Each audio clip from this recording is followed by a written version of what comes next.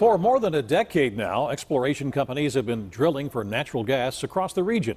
And in that time, state environmental regulations have been flooded with complaints from people claiming that their water has been polluted. But is that the case? KDKA investigator Andy Sheehan dove into the complaints, including those from an entire community in Butler County, to see if fracking is really to blame. Yep, we're the forgotten people. The Woodlands is a tight little community of a few dozen families who live in trailers and modest homes on a 100-acre patch in rural Butler County. Folks here don't have much money, but say they once had clean water. Water was good, never had no trouble, and then they started fracking. 8 years ago, Rex Energy began drilling for shale gas on the outskirts of the Woodlands, and people like John Fair say their well water suddenly turned rancid and gave them rashes after showering. Smelled first. You got like a rotten egg smell first, and then it started getting that brown color to it. Today, people here say they still don't have clean water and travel weekly to the nearby White Oak Springs Presbyterian Church for cases of donated clean water.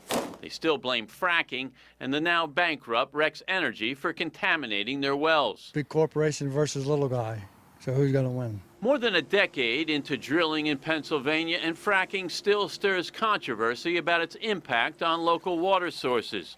In Plum, the State Department of Environmental Protection is now investigating whether this Huntley & Huntley drill site has contaminated a private well nearby.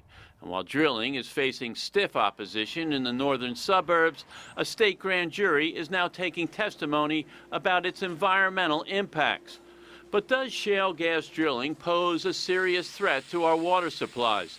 State data and 2 recent scientific studies seem to say that the threat may be overstated. The evidence indicates that while contamination from drilling does occur, it is also very rare. In this study, Penn State scientists reviewed data from 1,385 shale gas wells in Bradford County and found the possibility of contamination near only 7 of them.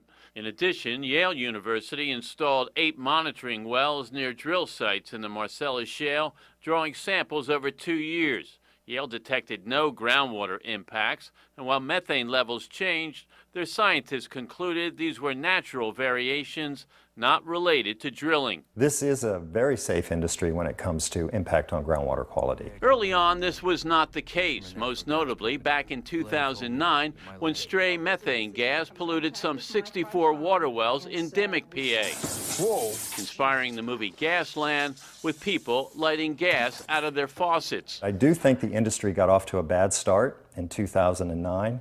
There were some legitimate problems and legitimate complaints, and those sort of cemented in some people's mind that this is not good for us. Geologist Fred Baldessari says since then, tougher state regulations and improved drilling methods have greatly reduced the number and severity of the incidents.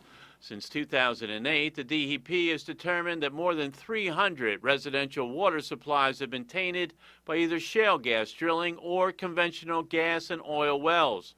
Where shale gas drilling was the cause, Baldessari says most of the cases involve a short-lived elevation in iron or manganese stirred up by the drilling. If it is impacted, it is a temporary condition, and then things go back to normal. Still, those directly affected remain unconvinced. In the Woodlands, the Pennsylvania DEP determined after exhaustive testing that the problems were not related to Rex Energy's drilling in the area.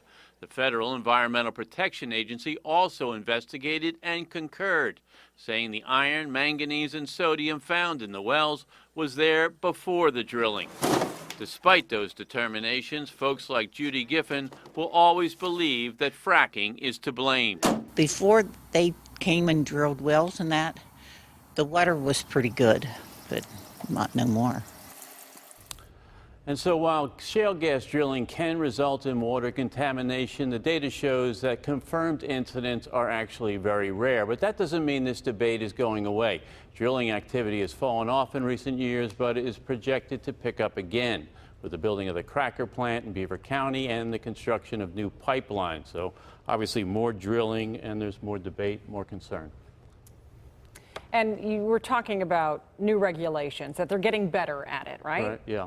Is that the case? I mean, is it getting better for some of these It seems folks? to. I mean, as we said in the report early on, there were some bad cases, obviously endemic and these other sort of high-profile cases. But 11,000 wells in the state. There's been 5,000 complaints saying, you know, this fracking polluted the water. But there's only been a couple of hundred actual confirmed cases. Most of them were kind of years ago. The ones that I reviewed show that those effects were basically temporary. So, yeah, getting better. Okay. Andy, thanks so much. Andy, thank you.